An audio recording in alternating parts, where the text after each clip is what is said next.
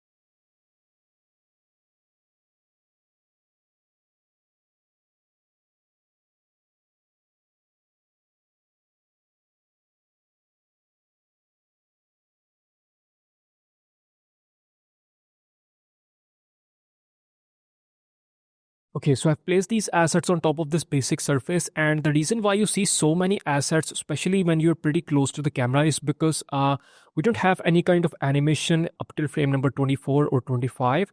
And because of lack of any kind of movement on this camera, the surface just doesn't look so good. It looks pretty flat. So that's why I placed so many assets closer to the camera. Okay, so that's pretty much it for this lesson, and I'll see you guys in the next one.